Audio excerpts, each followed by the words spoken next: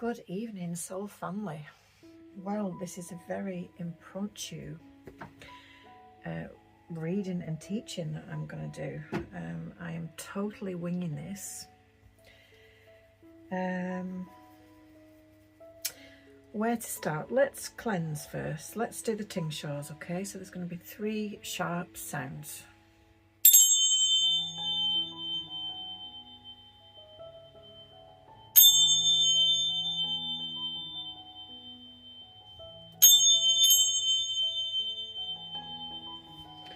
Okay, and a little bit of context. So a few weeks ago, maybe something like 10 days, I'd have to look back exactly for the date, but you'll recognize the reading with the thumbnail of this stone, which is an Egyptian desert nodule. I told a whole story about how I found this stone on the edge of the Western Desert when I was working in Egypt in about 2007, 2008.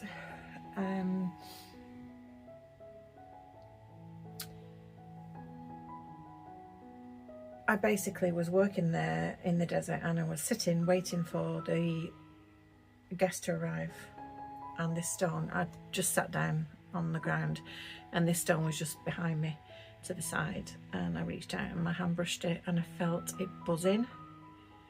I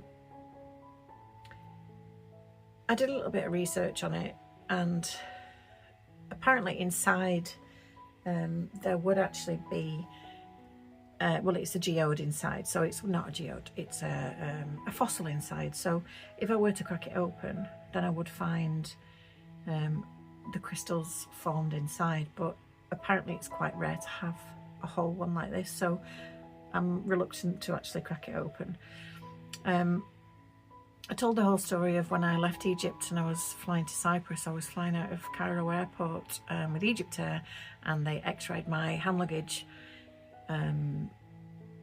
as a last safety protocol before I got on the plane, and I couldn't put it in my hand luggage. It weighs quite a lot. I would say probably about 2.5–3 kilos. So I'd put it in my hand luggage and they x-rayed it. They pulled it out at security and asked me what it was, and as there was only me, and then the pilot actually came behind me and he was scanning his flight bag, and he asked security in Arabic what was going on, and then he asked me what was going on, and I explained that I'd found it in the desert and it meant a lot to me, and I was leaving Egypt for good and I would like to take it with me, but security wouldn't let me. And he actually took it and put it on the flight deck. He put it in his bag on the flight deck, and he told me to knock on this is a long time ago, what, 2007 I said, didn't I? 2008. He told me to knock on the door of the flight deck when we landed in Paphos in Cyprus, and he'd given me back. And so there is a story. From there it went from Egypt to Cyprus, from Cyprus to the UK. I stayed in the UK for a while, then back to Cyprus for about 7 years, and then back to the UK where it's been for about 5 years. So it means a lot to me. So that's the story behind it, how I found it. A couple of, so like what, I don't know, 10 days ago, something like that, I did a meditation with this stone and a reading with the stone present, and it represents the root chakra and the earth star chakra. Now when I was writing, I've written a course and a book called The Soul's Whisper. You can find it on perfecttherapies.online, but I'm not plugging, that's not what I'm here for, to plug it. I'm explaining to you that I've written this book, and at the time I was writing about the chakra system, basic information about the chakras, and I started to research it a little bit more in depth, and I discovered, which will probably not be a surprise to many people, that there are, I know there's hundreds of chakras in the body, and that the 7 main ones we use, and I use those regularly in my Reiki practice, but I didn't know there was 3 lesser chakras. One is the soul star, which is above our head. One is the earth star, and there's one at the back of the neck which I can't quite remember the name of. I'm really sorry, but that's not what we're here for. We're here for this one, and the earth star chakra. So between when was I writing that? So probably from May to probably about a year. So up until April this year, I was kind of working with that that energy of the earth star chakra quite a lot, and I'm always been very connected to the earth.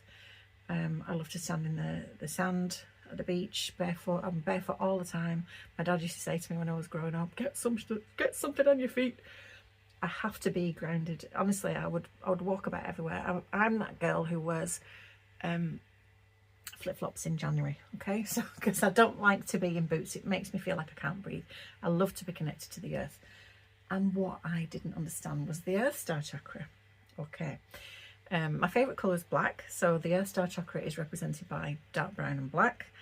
I could never understand that when you think about all the beautiful colors we've got with the main chakras in the body. You know, all the colours of the rainbow, and here's me dressed in dark browns and blacks all the time. But that is, again, is my connection to the earth star chakra. So to today, so I was doing listening to an intuitive of mine that I follow,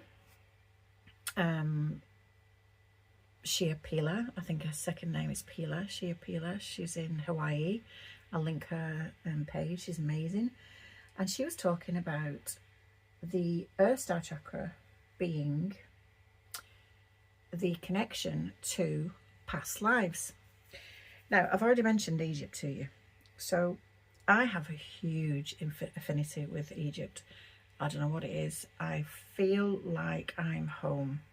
I had a very strange encounter when I was in Egypt. I was working at one of the hotels. I was a tour rep, so I was in and out of the hotels all the time. And as I was leaving this hotel one day, this lady had asked to speak to me, and I was late, and she wasn't my client, and I was a little bit miffed because I had to get back to the office, and so I kind of like strutted across this lounge, and as I'm walking towards her, she stood up and she shouted across this lounge to me, "You have been here before." And I was like, "Yes, this is my hotel. I work here all the time. I'm here all the time." She was like, "No, you have been here before." And on the opposite side of the Nile, there's a temple called Hatshepsut Temple, and I couldn't abide to be anywhere near this temple. I couldn't bear it. The only time I went there, and I had to go because I was selling the trip for the as an excursion for the clients that we were receiving for the tour company, and I had to go there to experience it so that I could sell it, genuinely sell it, because I'd experienced it, and I fainted. I felt so ill all the time I was there.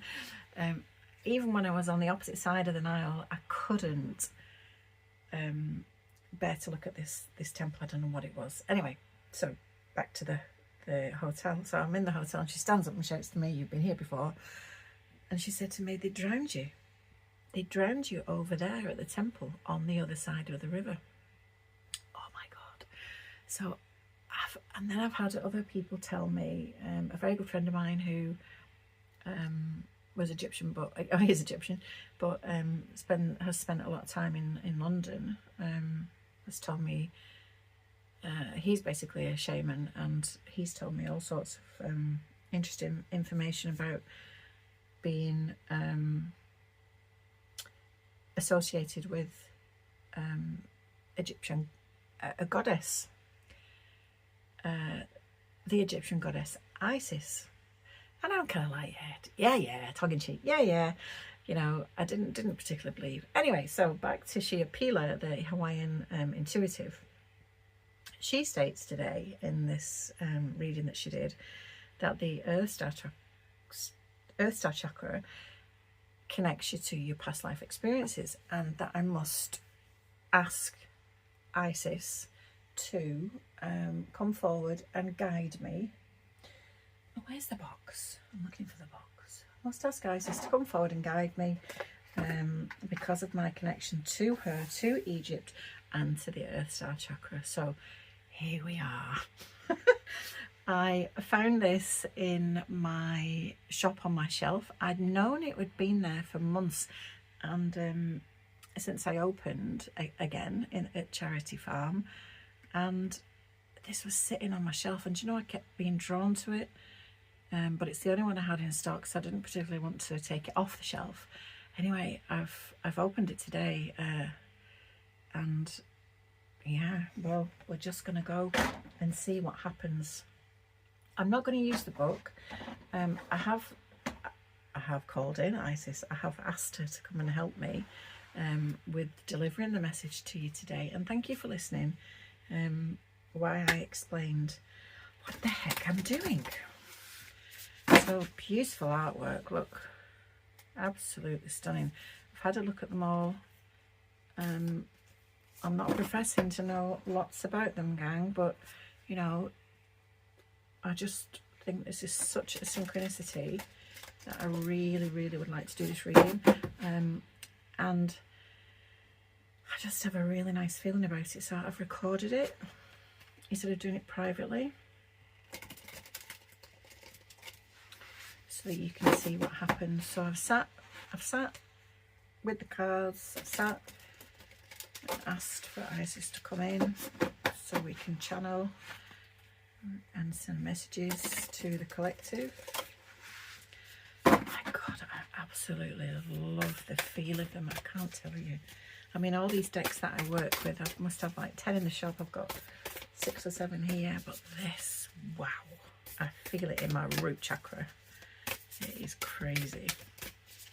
So let's see. So, Goddess Isis, what would you like to say to the collective? I want to take that one, even though I only like to take jumpers. Shall we turn that one? Let's do it. Past life, present power. The many spirits, the many spiritual faces of you. Whoa. That's like, that's giving me chills. So I do something called past life regression. It's a deep state hypnosis, a deep state meditation or hypnosis, what some people call it. And it takes you back. It's a very deep meditative state that we go into, and it takes you back to see where your soul, which is an infinite energy source, has been before, and that's what it's talking about their past life. So the many spiritual faces of you. So we have obviously one soul, and that has then been in many, many bodies, incarnated in many lifetimes. Mother of life. So Isis, I was just doing a little bit of research because I really don't know much about Isis at all. Obviously I know she's a goddess in Egypt, but I don't know anything other than like basic information. So I was doing a little bit of research, and she's kind of like known as like the healing mother. And this message here is mother of life, nourishment of the golden grain mother. Shall we get a little bit of information about that? Because that's a little bit out there, a little bit generic. I wonder if anybody else has got any connections with Egypt that's listening to this now. Would you let me know if you have in the comments? Pillar of light, mother of life. Mother of life. Nourishment of the golden grain mother. Okay, it's going to go on for a bit, this. Oh, shall we just do a synopsis? There's 2 pages. Okay. We can sometimes fall into existing. Hang on, let me get my specs on. Existing and doing rather than truly living. wow, that's relevant for me. We only know that this has happened when suddenly our life seems dry, depleted, filled with tasks, or it feels like we are stuck in a rut or habit that may have been comfortable, but is becoming stifling and suppressing. Isis, the mother of life, holds the ability to restore even the most numb, resistant, difficult circumstances and people back into life. She calls to you now, and I am included in this, seeking to bestow gifts of life upon you. Be bold and brave, open your arms and receive. Isis is known as the sustainer of life, able to restore, nourish and bring to life that which has been cast aside or lost. Right, we're going to leave that there, but we get the general gist. Apparently in history she brought her brother back to life. I can't remember his name, who one of her other brothers had literally murdered and cut up and sent all the body parts to different parts of Egypt, and she restored him and put him back together. So she's kind of known as the restorer of life. And that's the Ankh there, isn't it? What is the meaning of the Ankh? I think I should know this, having lived in Egypt.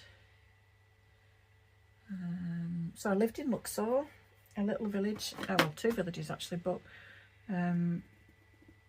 why was it? Well, me and my relatives who went there and the people that we're travelling with were the only foreigners. What did they used to call us? Aliens, I think they used to call us. Yeah, aliens.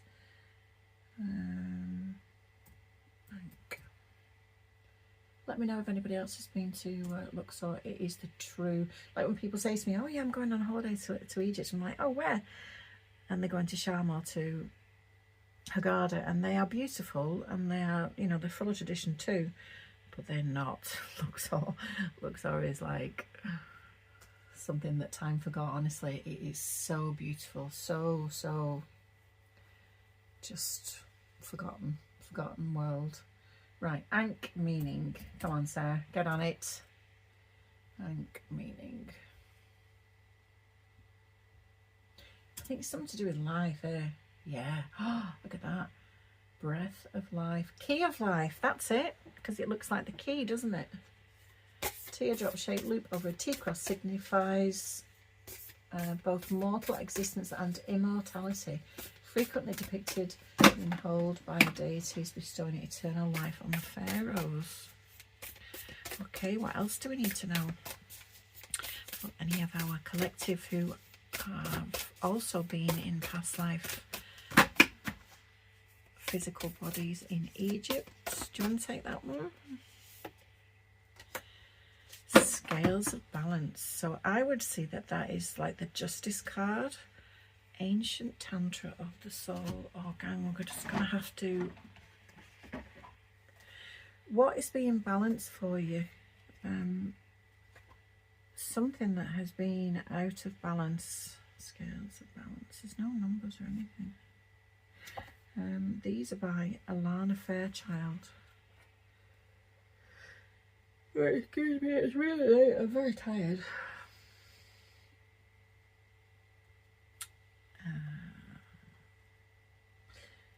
Scale of balance.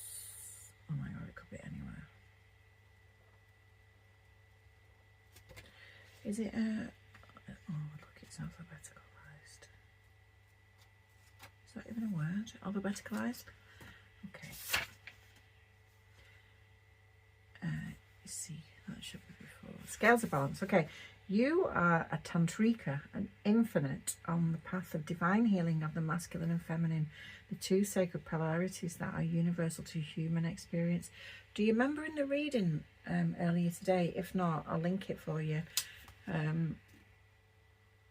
We got the divine feminine and the divine masculine, didn't we? Two sacred polarities.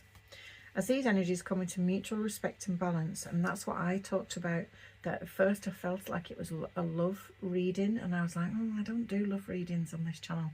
But then I realised it was about the balancing of both energies in the human self. And then I talked about the boji balls, which you can get to wear on each side of opposing sides of the masculine and feminine side. As these energies come into mutual respect and balance, you attain great power, presence and healing effect in the world of the soul and in the human world of forms here on this earth. You are supported in further exploring this path now, wow, under the auspicious and blessings of beloved Isis. You're in the process of sacred relationship healing of the divine masculine and divine feminine energies within your own soul. This is the advanced spiritual path of Tantra. This is the connection of the body and soul. The effect of this inner divine relationship healing is genuine enlightenment of the mind and the body. The body becomes a living, sacred temple of light, energy and wild aliveness. This embodiment can be experienced in movement, in deep stillness, in vitality and in quietness. It goes on, but obviously I'm not going to read it all. We get the general gist. Right, what else do you want us to know? What else do you want the collective who may have past life connections in Egypt? There's too many there. Come on, you're going to have to help me out here. Another shuffle, okay.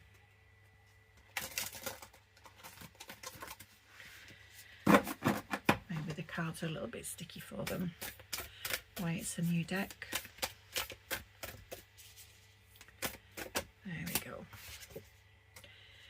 Talismans of Potency, charging sacred objects of power. Ooh, is this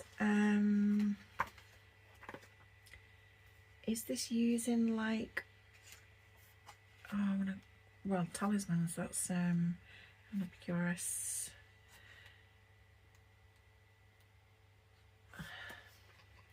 Tools, that's the word I wanted. Yes, objects. Sacred tools and objects can become an extension of your energy field, focusing your power and intention, helping you heal the split between spirit and matter and learning to bring physical matter more deeply into light and life. You are encouraged to work with sacred materials in a conscious way to help your own healing and enjoyment of the material world as part of your spiritual practice. Your love for the physical world of matter is a gift to the earth too. You are guided to cleanse and charge sacred objects to empower your energy field and accomplish your spiritual mission now. These objects may be a wand. Ooh. I've actually got a wand downstairs, an amethyst wand. A chalice or sword, a bowl, or even a special tile with an image that you love.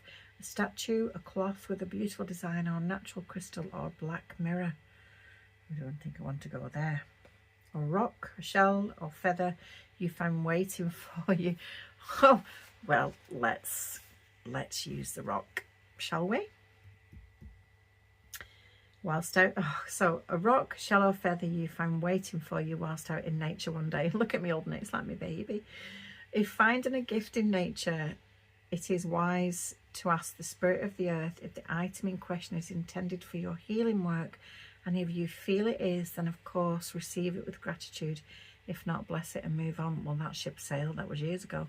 This oracle is seeking to draw your awareness to your special ability to work with material objects to awaken spiritual light within them. The material world is filled with light, and our love and attention can help awaken that light within form in the same way that someone seeing the best in you, knowing what you're truly capable of, can help you reach your dreams and become that self more fully. Okay, so I've got to put my healing intention into said rock. We need to give it a name. Has anybody ever heard of that with the plants, where they did the experiment? Took two seedlings, exactly the same size pot, same soil. They watered them and gave them the same amount of light every day. The difference was they spoke nice, kind affirmations to one of them and words of negativity to the other, and the other one withered up and died. Has anybody ever heard that?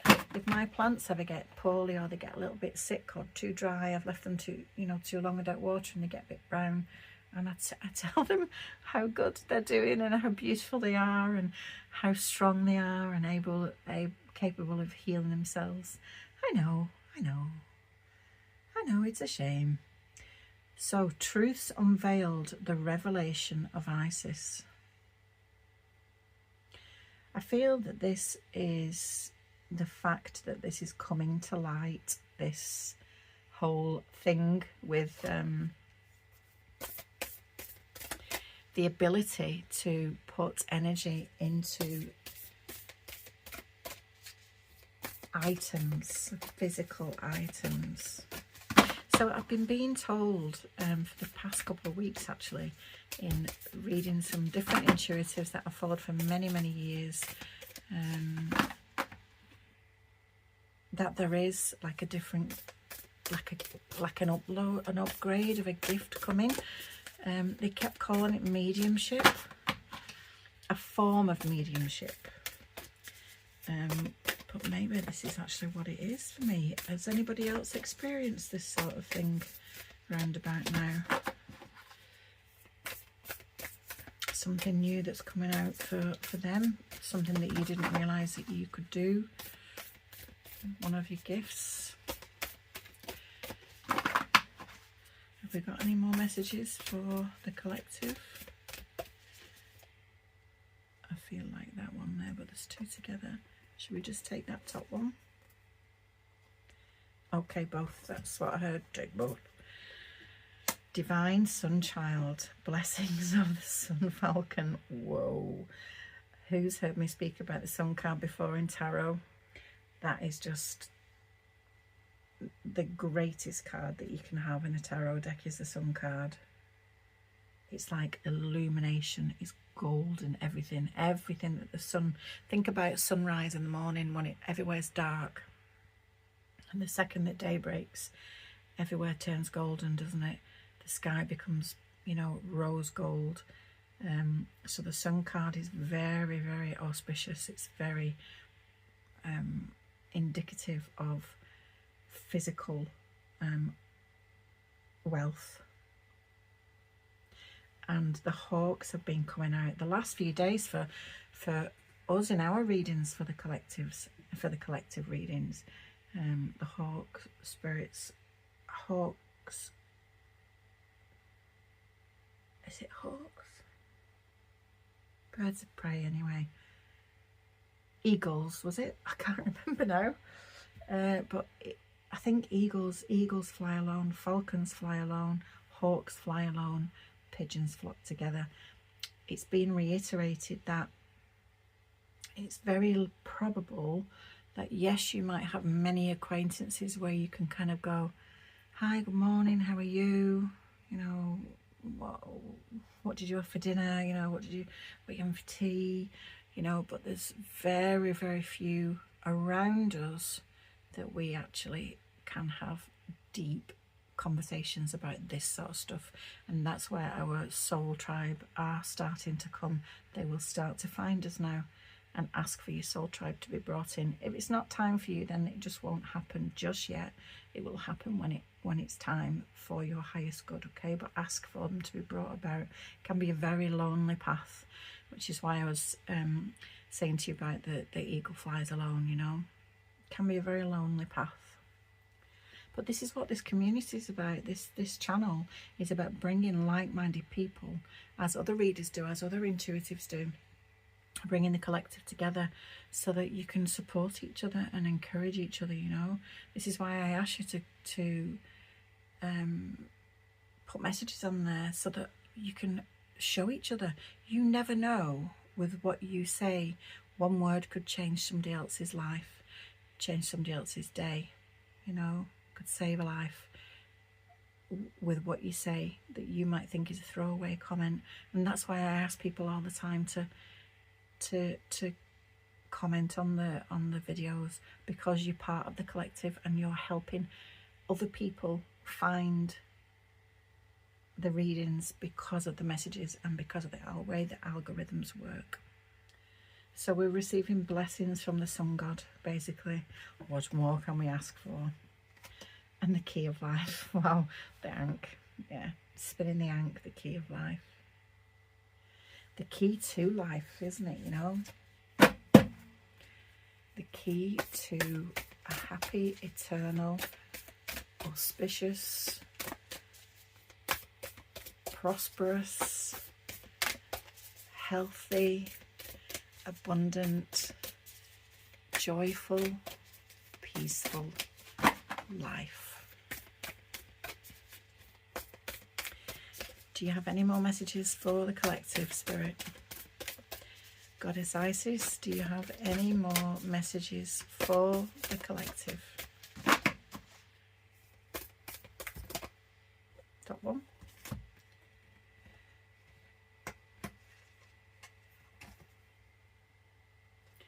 Soul retrieval. Deep soul healing with the goddess. I'm really sorry. I'm very tired.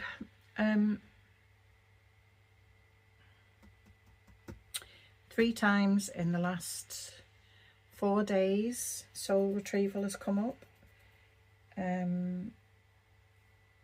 What's the panther card in the animal? 44, I know that. Let me just find it quickly because I know it's come out and you'll all be like, what's she talking about? 44, the panther. Is it on this end? Come on, where are you? There's the eagle. It's a soul retrieval, and I gave you Sana the Witch, her meditation link, but twice I've posted it now this week. There it is. Reclaim your power, soul retrieval.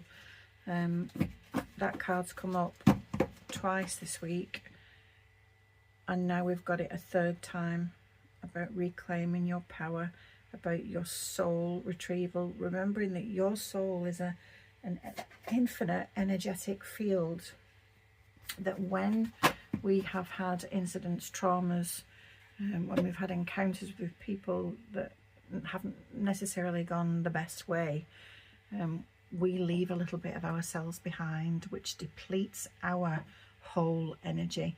And so we need to have that soul retrieval, that reclaiming of power, as the Panther card says. And that's what I was suggesting. That I've been doing that work myself intuitively the last 4 or 5 months, and I'll post it again. Sana the Witch, she's a Swedish white witch, very old folklore, Swedish folklore healer, and basically it calls back your power, your soul, your infinite wisdom from all corners of the earth, from this life and past life and other realms and people and places and things where you've just left bits of yourself behind, just so that we can make ourselves whole. And that's what this card is saying. Deep soul healing with the goddess. Is there anything else, Isis, that you want to say? Bottom one. Oh, I love a bit of Lapis. Goddess of the ancient skies. So Lapis Lazuli. I spoke about this today with one of the cards in the crystal healing deck. So when we need our throat chakra opening or clearing, there it is right on top, look. I spoke about this today in the reading, self-expression. Can you see because of the glare and the lights? This talks of Larimar, I know that, but I always think that Lapis is such a strong crystal for the throat chakra. And it's about, of course, anybody can speak, anybody can have a conversation, you know, a surface level, hi, how are you? But to actually speak your needs, your emotional desires and wants, it takes your throat chakra to be clear, and for you to be empowered to remember who you are and that you have complete autonomy and authority over your own physical and soulful self. If you don't want to do something, don't do it. If you do want to do something, do it. Don't let anybody stop you. You must start to speak your needs and your wants and your desires, and the way we can do that is with Lapis Lazuli. So you can get it anywhere. It's widely available. It's mined in many countries, but I do have quite a selection of lapis because of my desire for it, my like for it. So I do have quite a bit in the cabin at Charity Farm in Wrightington. If anybody wants to contact me, you can go onto Google and look at Perfect Therapies, send me a message, or you can go to my website. It's not actually on there, but you can at least make contact with me so that I can send you images of the ones I've got. I was actually thinking yesterday I should bring the tower home and do a reading with the tower here. Then we've got the High Priestess, mysteries revealed in the eyes of Isis. So do you remember the last card out and the last reading was that things, not everything has to be shown to us by the universe, that some things are mysterious, that we don't need to know everything in advance. And Isis is going to be the one who now reveals to us the mysteries of the universe that we are preordained to see. And I'm going to do these two cards as well. So Wings of Isis, uniting with the angelic self. So that's your higher self. And look again, the falcon, the eagle, or the bird of prey, flying alone, doing the work. I did post a link also this week about, is it Rising Higher Meditation, where you met your higher self. I'll have a look back and find that link as well. And you can just go all these meditations, can't you, to just, oh yes. Temple of Black Obsidian. We had that out today as well. God, I love how Spirit just reiterates when they really need to get a message across to you. Doesn't matter which deck we're using, the same message is coming across. The Dark Healing Chamber. Black Obsidian is a real powerful protective healer. I've actually placed some today because there was some negative spell work placed in a space that I was in today. So I've cleansed that space, I've removed the object that I found, and I've cleansed that area and placed 3 lumps of black obsidian in that space to protect me and the others inside that space. The Dark Healing Chamber. I'd like to see you stepping up your protection. If anybody wants me to do a video on that, I can do. It's really quite simple, short and structured. We can do it really easily. But also place, get the crystals around you. Sage, salt your properties, salt your premises. Ask for protection from your spiritual team.